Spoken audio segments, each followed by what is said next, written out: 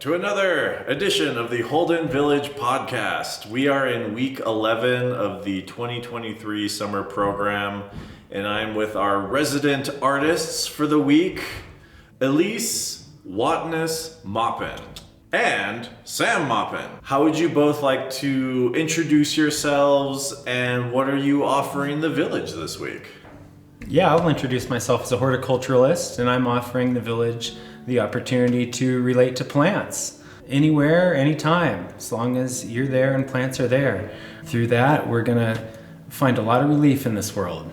I cultivate a sense of safety in the creative process with nature. With my Montessori background and having studied environmental journalism, I've really enjoyed gardening through art as a way to help people of all ages feel wildly prolific in their space and have self-discovery that comes with infinite growth individually, for the community, and the world as a whole. Beautiful. So we're all artists here, or we come from like artistic backgrounds. I'm curious for both of you, do you have core memories in where you realized I'm an artist, or this is something that I'm gonna do, be in service to the world? I feel like that is a daily journey. Perfect. I think that every day when we wake up, there's something that I think of that I want to create. The artist identity piece is a process, I think. There are a lot of stigmas to get through.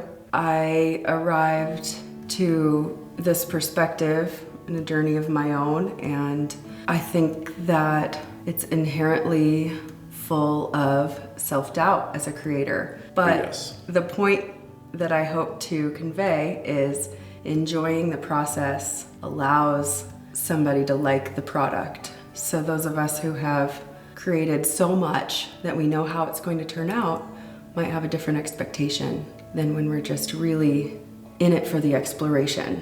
And as far as memory goes, I really feel like I took a lot from growing up going to the Guild, knowing your parents and what they represented and still represent for your grandparents. How important it is for us to feel our authenticity through our spirituality and have the community support to create what we're here to do. And being able to see that level of wholeness and authenticity, and also to be able to go to Grunewald Guild and explore that space, make things feel like I can set that as part of my identity, is really empowering. And so I hope to help foster that kind of safety for others.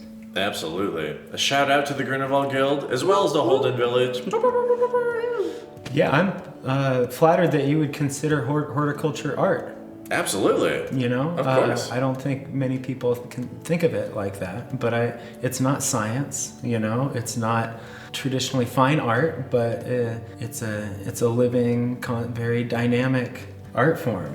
It's great to connect to. And so I think a lot of people connect to art to kind of feel themselves, or even like as a therapy for dealing with hard times. And same is true in the garden. You know, a lot of people spend a lot of time in the garden processing grief. That's probably my first realization of how important it was, you know, just as a young person, recognizing that I can be in this space and not be judged in any way and still be functional and enjoy my time, even though I'm dealing with stuff that's hard. The ability to overcome that you achieve through that creative process, you know. That's wonderful. It is very therapeutic, and I personally would consider it both an art and a science. We need to work as a society to merge those two together in places that, you know, we wouldn't traditionally think of, and I think horticulture definitely is in that space as well. As someone that's really involved with acoustics, I love the philosophy of sound and frequency. There was a lot of studies in the 70s and 60s on how certain frequencies can help plant growth. Yeah. And so in that way, it becomes really fun science. I love nerding out about that stuff. Do you mind exploring that a little more for a second? Totally. It kind of, the initial research goes into just like what kind of music would plants like resonate with, and that's just more like genres, so like classical music, rock, and so they went into that space with that initial hypothesis, like, well, classical music will obviously make it, you know, Right. And it was a yes and no, because like different plants obviously have different personalities. So like, music that is a little more hard, may appeal to different, types of plants. So they started with that, and then they went into more like specific frequencies, like 248 hertz and all that stuff. I'm really interested in that frequency, and I realize that the secret life of plants concept is kind of seen as controversial for some as far as what is science, but I think that it's interesting that we're fascinated with that, but not necessarily often studying how the frequencies affect us. What is the framework that can allow a human to get into the kind of flow that we can exercise our best potential? And I think that the numbers on the frequencies, like a 417, I love 417 hertz. Give me some of 417. I like some 417. I like the 432. I think it's really interesting to get up to Holden and feel the environment. It's not without sound, it's not without mechanical sound, but the sounds and the feelings are much different. And I also wonder about how we can, even as humans, get to the point where we're relaxed enough that we can communicate at a frequency that helps serve our soul and honors the others. I also think, if I can back up to the art and science component, one of the things I think is really important for me to communicate is how complex every art that we do is. It's as much a science as it is an art. So cooking science is so fascinating for us. Totally. And also painting science is so complex, from color mixing to consistency and viscosity and methods. Everything that I do is a science. Yeah. And when it's done, it's an art. There's a process happening in the brain, and I'd love to find out more about flow and Holden Village and how do we cultivate that for more humans. And as I'm teaching younger humans, I'd like to help foster the kind of, again, safety that they can be their best selves and make things that they enjoy. Yeah, the environment itself promotes the openness to spirituality. I think that's something I've tried to explain through gardening, through art, is how wild landscapes kind of inspire a spiritual awareness, a real openness. There's a different feeling that you have when you're away from it all, when you don't feel like you're in your house. And so that just sets the stage for the spirit in a way. So I love to study yoga.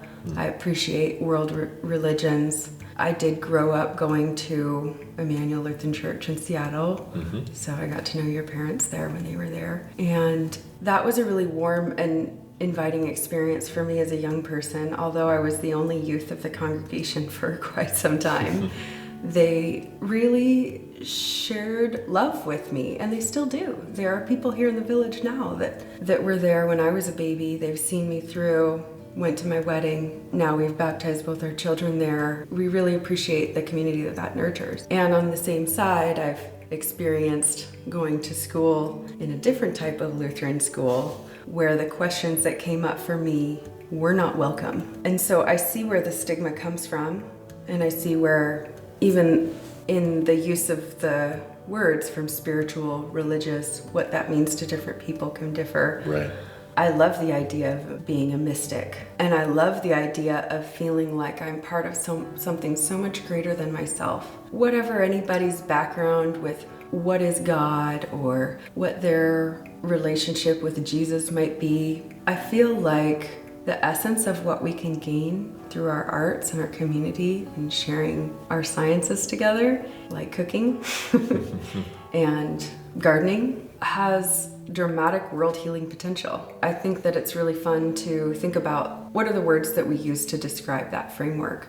You've mentioned cooking twice now, so this is obviously very important to both of you. What dishes inspire you to just jump for joy or salivate or... Yeah, Sam's really good at preserving and cooking and... Oh, preserving. Love to hear Yeah, I Do you love to do pickle? all that stuff. Yeah, I pickle stuff. I make a lot of tomato stuff. I grow a lot of I'm kind of a tomato guy. And You're a tomato guy. Yeah, I grow a lot of different types of tomatoes and do different things, including making sauce and salsa and that kind of stuff. Oh, excellent. Also corn guy. I've got my own like Indian corn patch going on that I'm saving seed from and improving on year after year and learning how to get better at using. And now that I know how to like cook with corn, it's so good, you know, like you don't have to have sweet corn to have it be delicious. And most of the cornmeal that you get isn't nearly as good as it can be, right? You know, and so I just like cooking from like raw ingredients basically, and anything that comes that way is good. I also raise animals, so I've always raised pigs, like pretty much since I was a little kid, and I still do, and I raise them in a pastoral style, so I have them in like pens that get moved around from green spot to green spot to keep them healthy and happy and entertained. And right now I've got 3 hogs, and they're all getting fed a bunch of apples that are falling from trees and spoiling and that kind of stuff. So they're helping us clean up the landscape, and they're going to be valued elements of our household all winter long, no doubt. So we also keep chickens, and it's really fun to be able to have eggs every morning, and we keep bees, and I mean, if you're talking about what makes you salivate, honey. And then honey goes well in everything. That's a fact. You've been a lot in Southeast Asia. Have you ever come across something called Szechuan pepper or sancho? Have you ever had a fresh one? So I have. That'll make your mouth water. I love the sensation. Like talk about mouthfeel. Like that's like yeah, it's fantastic. You can grow that in Western Washington. That's ripe right now. Oh, are you slanging? Or I just have them. I have them. They make more than you would ever want to use. Could have brought some up here. Yeah, I know, right? I should have brought it. I didn't think of it. Didn't think anybody wanted it's it. It's mostly a prank. People kind of interpret it as a prank. Well, Stacy would totally enjoy it. Probably. Yeah.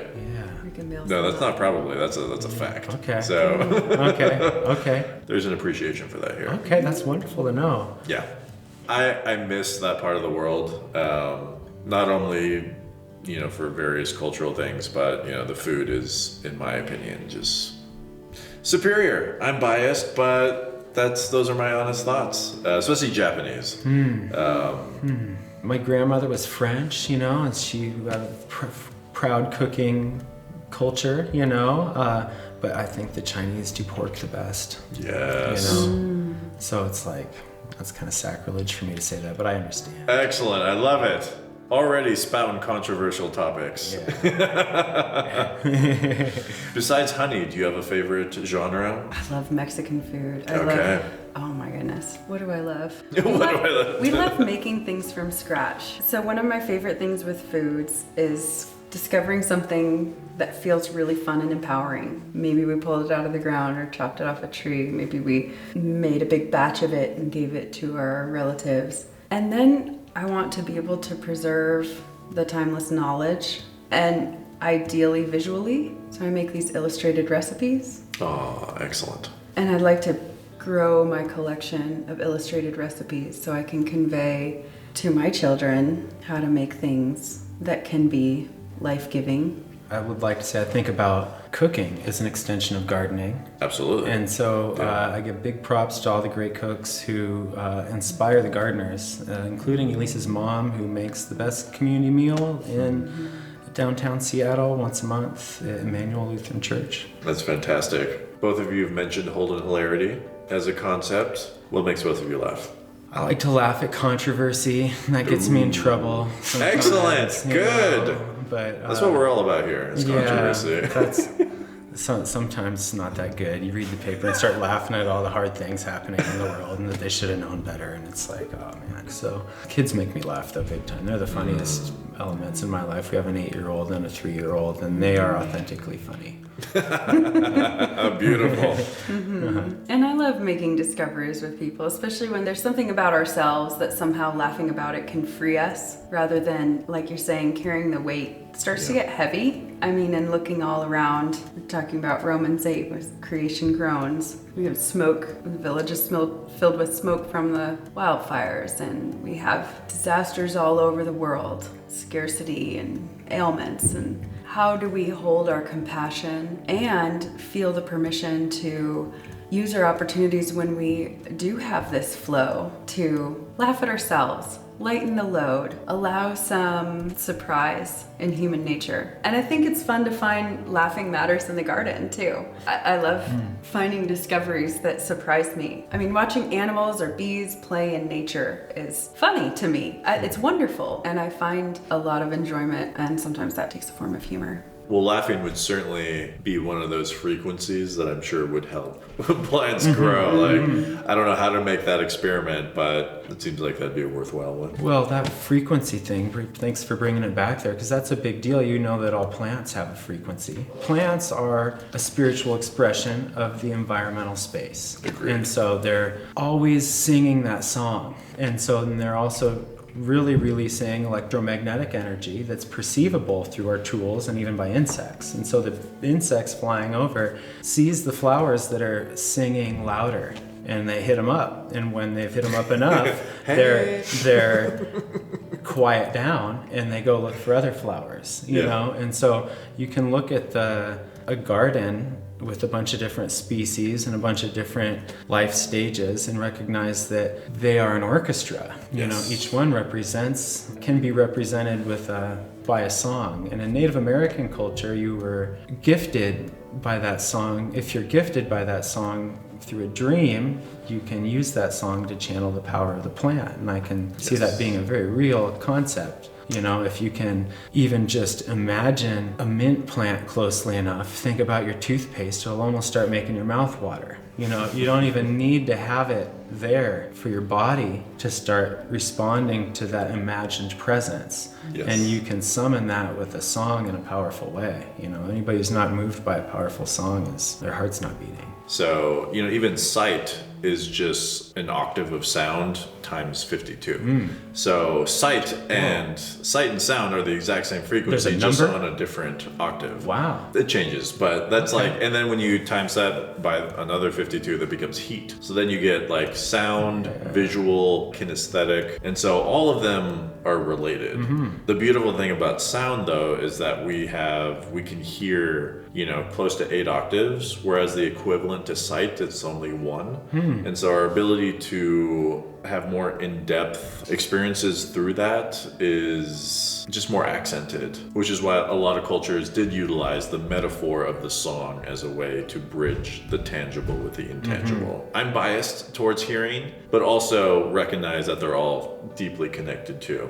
I love those parallels too. There's so many parallels that we're understanding in this oneness. And the image keeps coming up of what you showed me to look like a flower. It was a visual of a marine animal. It was a graphical expression of a whale song and a dolphin song. And they did it in a way that graphed it around a singular point. And so it appeared as a mandala or a flower. Fabulous. So I would like to see how we can bring in more arts, whether it's visual, active, or auditory, in terms of guiding us as humans, and how do we convey and preserve the culture and the focus that we see to be best. Are you familiar with cymatics by any chance, or Cialdini plates? It's where you have this metal plate that you put some sand on it. You either take a violin bow or hook like a frequency emitter to the plate, and just with the example of the bow, just, you know, play it, and then the sand just immediately goes into a pattern. And you can like place your hand on different nodes of the plate to create different frequencies, and so that's another way of like combining the visual with like the sonic in a really tangible way. Playful. Super playful. And it is mandala. I mean, mandala is, it's so many different things, but it's like the extension of the universe, also the impermanence of the universe, because all mandalas that are made are destroyed. You know, after they spend like, you know, weeks after doing these like incredible little patterns, the monks and those traditions. Well, I was just gonna say that reminded me almost of the tea and divination. Do you want to know your future? I don't know, do I? I know, right? Yeah. Beware what you ask. But the fascination with tea and how do we take in information? I mean, the thing that fascinates me about that is not necessarily what that tells us, except for the practice of being open to something unexpected. And when you ask me what I really like, I think it's tea and herbs.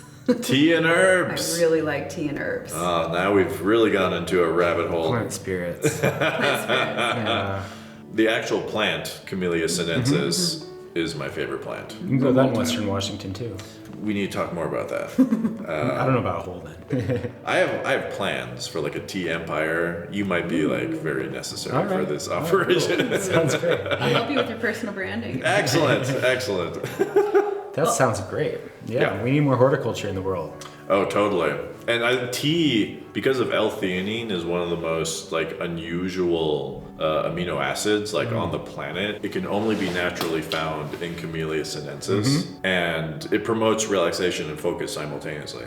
Like only one other type of mushroom has L-theanine in it, and that's poisonous to humans. So that's off the table. And you can have synthetic, capsules and whatnot, but it's not the same. So that's one of the and people, they think of tea as like Lipton and like all that stuff, but like the real deal stuff, like you will feel like a brand new person. You'll also spend a lot of money finding the real deal tea. And we were potentially going to have tea here for this session, but we can still have tea on a different time before both of you leave. Happy to share that experience. Cool. Thank you. And I think that's so neat what you're saying about feeling like a different person, because when I think about this conversation and then think about tea, whether it's a different type of herbal tea or the tea plant, I think really that's the way that we summon the plant spirits to become part of us. Yes. Being able to enjoy our food with lots of herbs in this era where unfortunately most of the nutrition from our food has been depleted with the loss of the soils. And we're working on that part, but how do we do that for ourselves too? And I think that tea and herbs give such a neat opportunity to enjoy a really specific cuisine and with just the right combination, or just a whole density of really beneficial nutrients. Yep, we have these allies that we can tap into. Final question. Eden is calling. What does that mean to both of you? Great question. So I talked about this a little bit this morning in my session. When you're thinking about Eden, you're thinking about a garden. What it takes to make a garden is a gardener. A garden can be anywhere as long as there's a gardener. And so Adam and Eve always had gardeners. And so they were cast out when they started judging their plants too much. When they got taught, they started judging the plants and deciding which ones were good and which ones were bad, and cutting down the ones that they didn't understand to make room for the ones that brought them more joy or more happiness or more money. And that process interfered with the process of proliferation of biodiversity in nature. And so when God said to go out forth and fill the earth, I think that spirit is referring to with biodiversity. And so if our actions on this planet promote biodiversity, we're doing good on this planet. If our actions don't promote biodiversity, we need to reconsider what we're doing. And the opportunity everybody has individually, I think, to promote biodiversity is through gardening. And that can be even effective on an imagined level. You don't really have to be out working hard to be really important in the environment. You have to be aware to be very important in the environment. And you might be more important just as a protector of a place rather than a dominator of a place. And so we have such an opportunity as a species to proliferate this beautiful process that is nature, that was born from a great spirit. When we apply our imagination to that and on every opportunity we can, really rapid change happens. Eden is calling and we can hear it, and because we can still hear it, we're still a part of it, we're still in it. What I love about that, we have these giant-sized issues in the world. People think that the solutions to those giant-sized issues are very linear. So how do we solve racism? How do we solve immigration? How do we solve all the plastic in the ocean?